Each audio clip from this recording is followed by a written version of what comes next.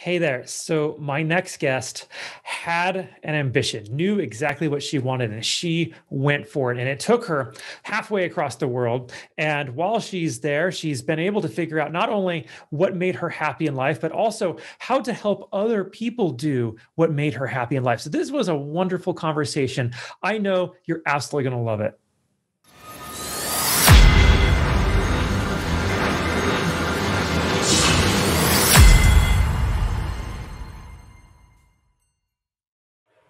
Hey there, everybody. Welcome back to the Gamerpreneur podcast. I'm your host, Dr. Bradford Carlton. Today, I have a very special guest with us. I have Nickole Li. Hey there, Nickole. How's it going? Hello, doing great. Wonderful. And where do you hail from, Nickole? Well, I was originally from Singapore and then popped over here to Sweden for work, and I'm currently working with EA Dice. Beautiful. All right. So I don't like doing a lot of small talk. That was the extent of it. Where are you from?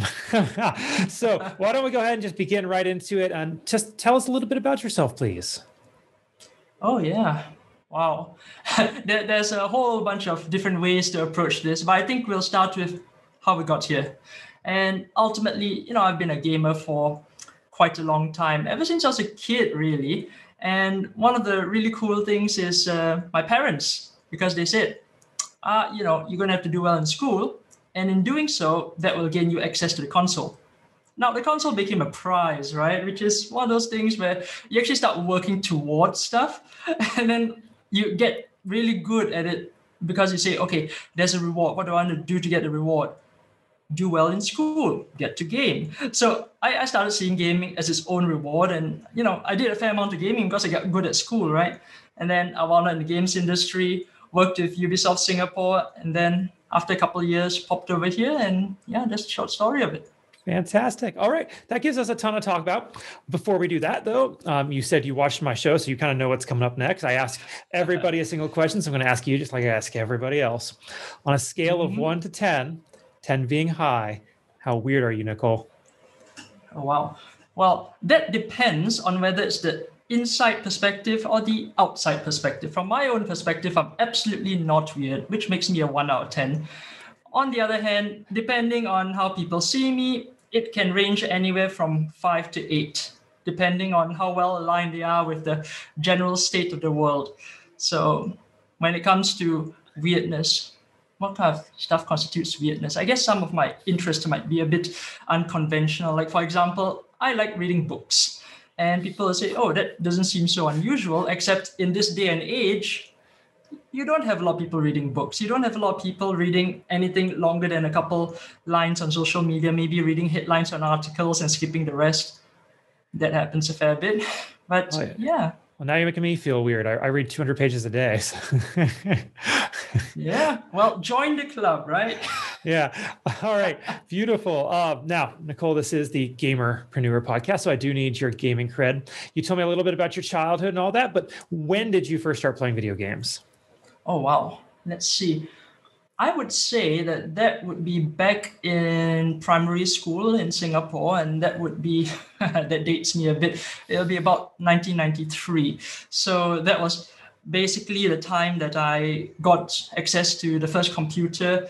No, not even the first computer. In fact, it was a knockoff gaming console of the Sega Genesis. And that was way back then when it started becoming its own reward system. And it was a bit later on that I got my PC, and that was when I started Command and Conquer. But on the Genesis, it was a lot of really old games that you would get from some cartridge you would insert in. And sometimes if you bought one off the street, they might have 100 games on board, and then you'll just be playing some random game. And then it was only later on that I realized that games like Joust and Centipede were actually classics. It was like, oh, there's just games on this cartridge, and there were so many of them. So I was just playing those. And yeah, I eventually went down to Command and Conquer, and I was thinking, wow, this is the best RTS on earth. And then StarCraft came in, and I was going, well, who cares about this thing? And it turns out it was its own phenomenon. And you're going, wow, okay, well, times change. So yeah. That's right. Man, I loved StarCraft. That's what got me online, really. All right. What do you play today, if anything? Oh, today it's really interesting because of the kinds of games that I work on and the kinds of games that I have access to and what I'm working through on my backlog, because there's this interaction between what's available on the Epic Store, what shows up on the Steam sale, what you're looking forward to play. And recently I've actually been playing a bunch of indie games, amongst which were Frostpunk, and then I've got Oxenfree. In fact, I recently posted that I've finished Oxenfree, and that game is what, 2018, somewhere there. It's a couple of years back now, but it's a really simple narrative-based game, but they really suck you in when you're playing that game, and I'm just going, wow, yeah, that is Very something. cool. All right. Now, not to date you, but you said you started playing in 93. If you had to pick one game, that you've been able to play as your all-time favorite, which one would it be? Oh, Elder Scrolls 3 Morrowind.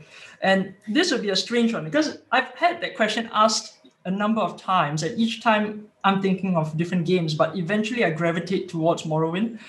And it's really because that game is so darn exploitable.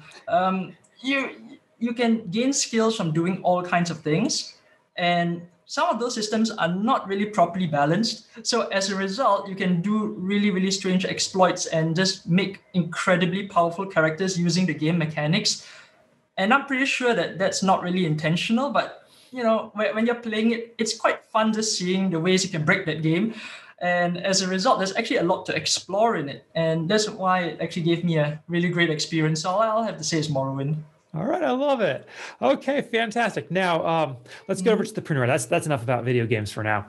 All right. So you gave us just a very sneak peek about your professional background, but let's go and talk about where you came from professionally in order to end up at EA Dice.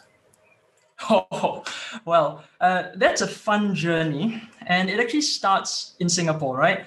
And that's at a time when you don't have a lot of professional game development going on. When I say professional, what I mean is people who are trained in specialized schools, did the whole thing, got their certifications, came over to the games industry.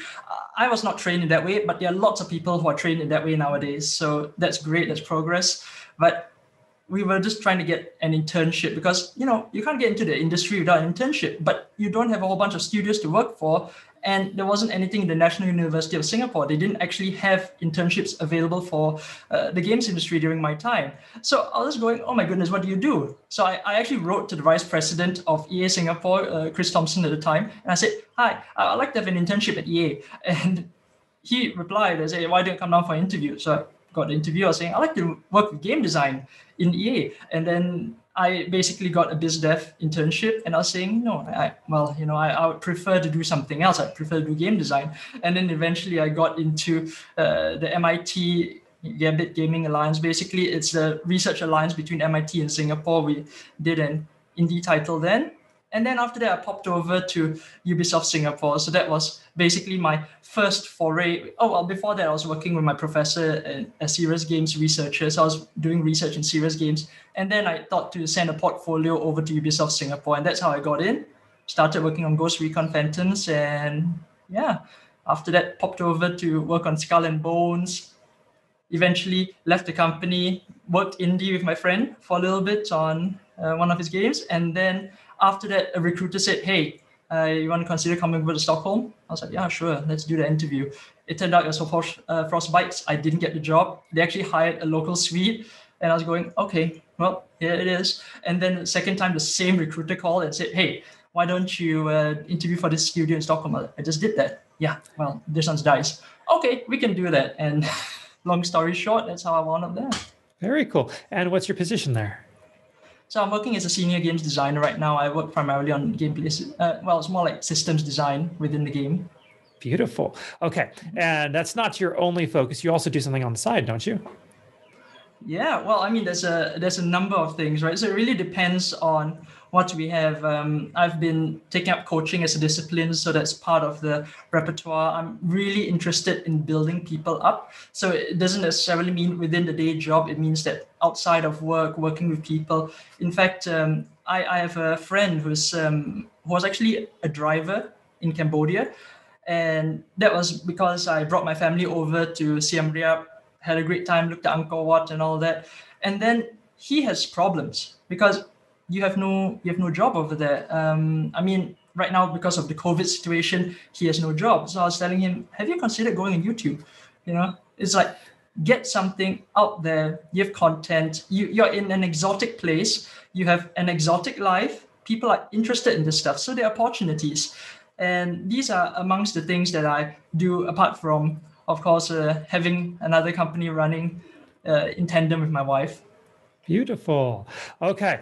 Now, Nickole, you have traveled the world. You have reached the heights of the gaming industry, right? There are millions of people out there, just like you, who want to achieve those same things, but you were able to pull it off. What makes you special or different or unique? What inside of you is different from, say, someone living in Kenya who has those dreams, just aren't able to figure them out? Wow, that's a tough one. I mean, I wouldn't say that I'm right at the pinnacle of, game development and things like that, but really, ultimately, is being absolutely lazy and utterly unreasonable.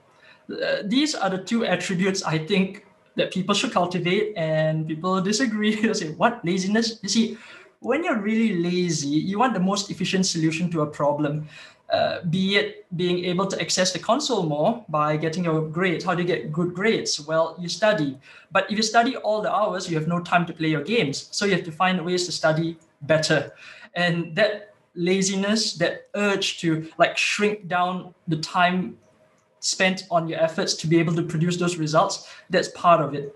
And the other part is really being utterly unreasonable. And what I mean by that is, if you want something, if you want to work towards something, the reasonable person will say, oh, these things are impossible. You cannot do these things. Let's do things the reasonable way. But that tends to be the longer path. It takes a lot of time, takes a lot of effort. And sometimes you don't even get there despite doing it. So I always say that these are the two attributes. If you are someone in Kenya, you would have a very, very hard time being able to take those smaller steps to get you to your destination. So as a result, what can you do to hasten that process? What can you do to get to a different location maybe, or to work for a certain local company that allows you to move towards that objective? So these are some thoughts on the matter. Okay, beautiful. Now, where do you go from here? Where do I go from here? Ultimately, I would say it's one of those journeys that nobody really plans. And I don't really plan my life to say, I would like to get to that point. I lie. Of course, I have a point. It's somewhere up there with the billions. I'm always interested in finding ways to maximize potential. That means my potential, human potential, the potential of people around me, even the people on this podcast. It's really about what's a good way, using what people already have, what they desire, what they're good at, what can be done to take things to the next level. So on my side, it will be pretty much game design, right? When you're developing for really, really big IPs, how do you take those IPs to the next level? That's part of entrepreneurship, where you're within a company and you're trying to innovate within this massive, already established structure and trying to take that to the next level. And the next thing is also on the personal side, where you say, hey, you want to build something for yourself. So entrepreneurship, when there are opportunities out there, you want to solve problems, because when you solve those problems, that's where you take things to the next level as well. So I'm pretty much running that in parallel. Absolutely. Now, that's an interesting point you just made there, the difference between the entrepreneurship and the entrepreneurship. And you have kind of this position where you're doing both at the same time. Is one any particularly or more? Is one easier than the other, or is it, do they have different challenges, or can you kind of talk us through the difference between the two? I think it's really a delicate balance, because usually when you go down one path, you try to avoid the other. And when you're working, you always have this, there are certain terms of your employment that say, hey, you cannot do these things that compete with the company. And you want to honor that because you signed up for this, right? So while you're doing it, what's that fine line you can walk that doesn't contravene it, but allows you to realize yourself, to solve problems, to actually develop things? So when it comes to those two, it is really about finding the balance that allows you to truly realize that the extent of potential there. Fantastic. Okay. And I'm assuming you just didn't come into this world with all of the knowledge of knowing how to do all of these things. You've kind of had to figure things out as you've gone. What resources have you turned to be able to develop this knowledge, the skills that you have? So that weirdness I was talking about, lots of books. Well, I mean, it's not just books, but I think books are a great way to scaffold knowledge. You need books as well as practical experience, and you need the two running side by side. Because what happens with practical experience is you've done things and you truly feel it, right? Because when you read a book, it's an intellectual engagement. You know certain facts. You say, oh, this is basically what a balance sheet is like. So you know the items in the balance sheet, because if you read a business book, you learn about accounting, you understand these things. But when you're running a business and you have to engage with a balance sheet and you're guarding that bottom line, that makes things very, very real. And you suddenly realize, oh, these things in the book, they exist, and you have to interact with them, you have to work with them, and you have to make sure you're responsible with this stuff so you don't end up in jail because you messed up a few things. So yeah, I would say that's definitely a big part of it. Okay. So, Nickole, you have a lot going on, and I'm trying to find a way to like wind through this conversation, because if I ask one thing, well, I leave out the other half, right? Or if I ask about this, I leave out that half. So I want to ask you for advice. If someone out there is listening, what advice do you have? And the thing is that you do so much. Like if I ask just that general question, you might pick one direction. So can we like bifurcate that question and, on the game design and that journey you went through there, what advice do you have if someone wanted to follow in your footsteps there, but also on the entrepreneurship side? Yeah, okay, let's have that. So on one side there's game design, and on the other side is entrepreneurship. And ultimately, when you want to get into game design, there's only one solution to that, which is basically do game design. And what that basically means is you play games and you see how those games are put together. You're like, why does Mario jump this high? Why are the gaps this big? Why do you have certain timings for those jumps? What goes into that? When you start breaking things down and understanding the thought process behind the games that are being developed, and then this is the theoretical, right? You say, oh, I think these are the elements. The next is really to implement them within some kind of game. And this is actually what got me into the industry in the first place, because it's about mods where, okay, I don't have a coding background. I'm not an experienced coder. I mean, I can read code, but it doesn't mean that I'm going to be writing stuff from scratch. That's the extent of my experience. But you could very much go into a game editor from some other game. You start punching in all this stuff. You say, in theory, this should work.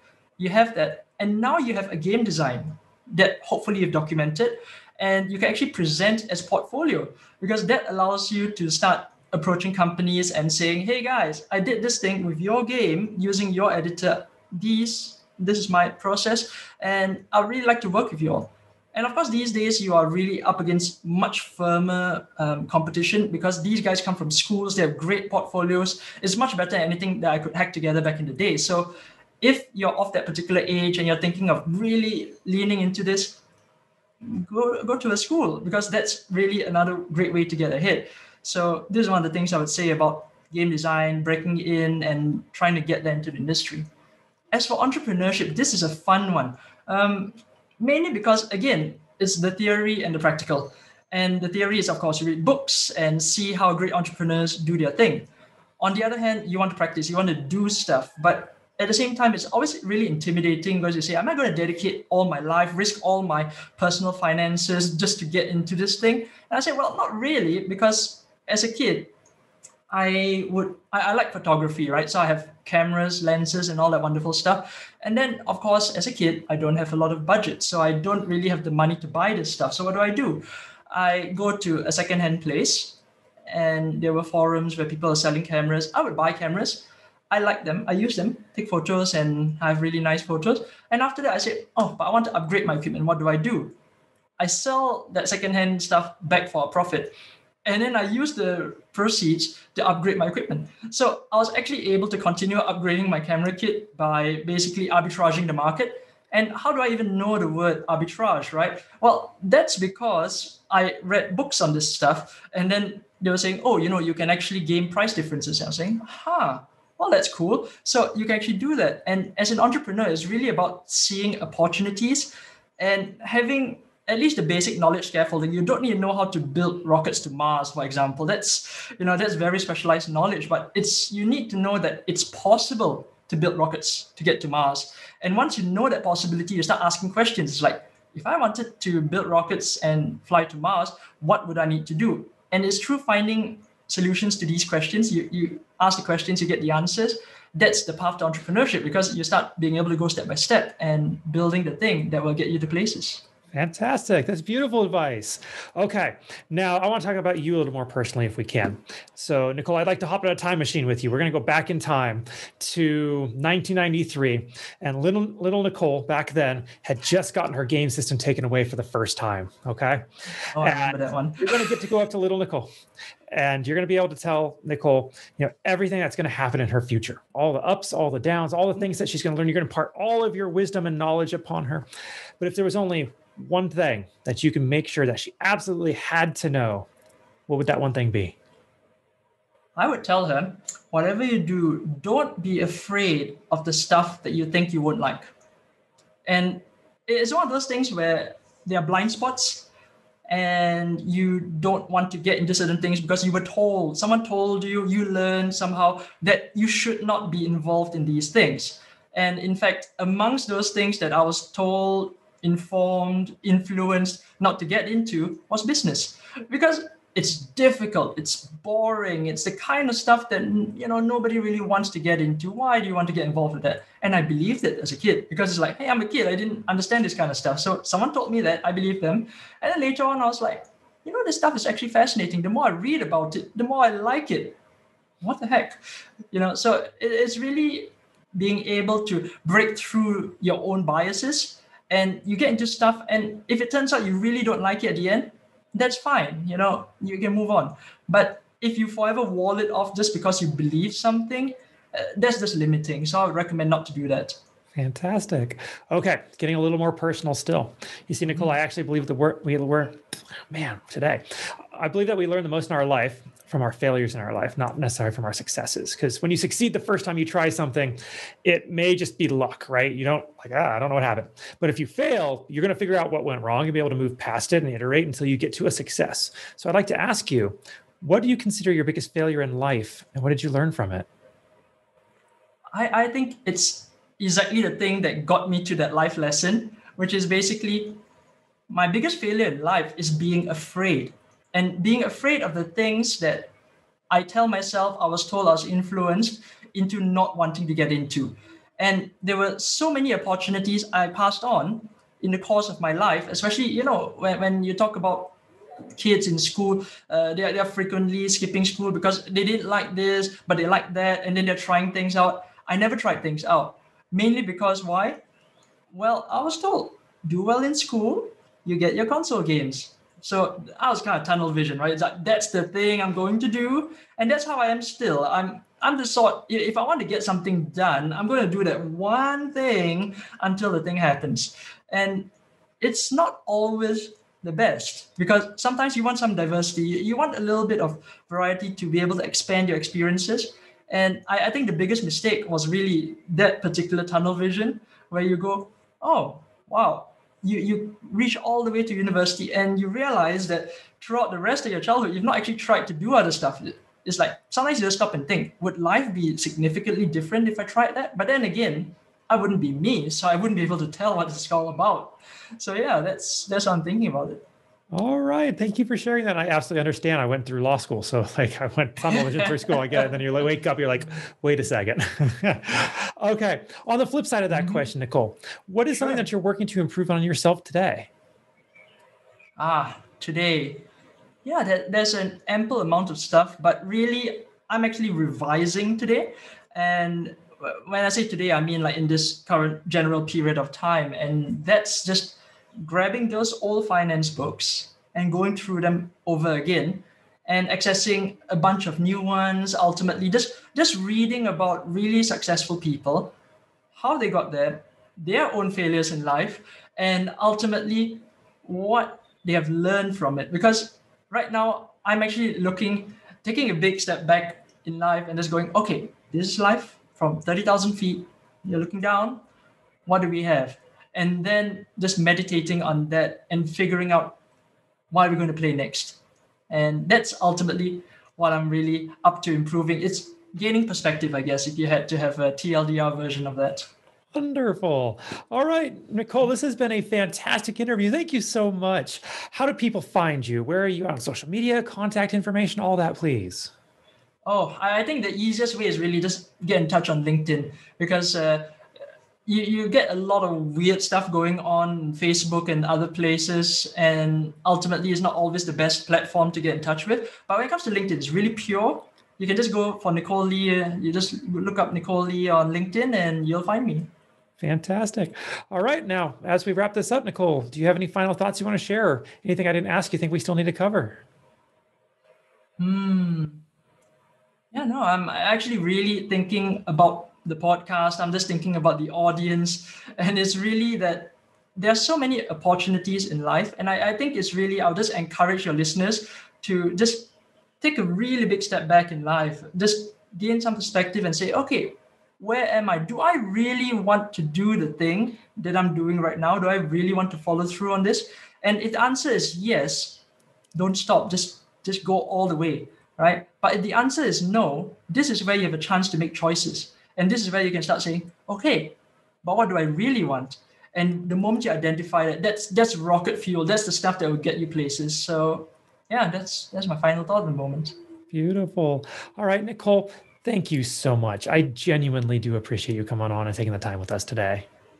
Yeah, likewise. It's been a pleasure. Absolutely. And for everybody else, I'm going to remind you all, don't be just a gamer, be a gamerpreneur.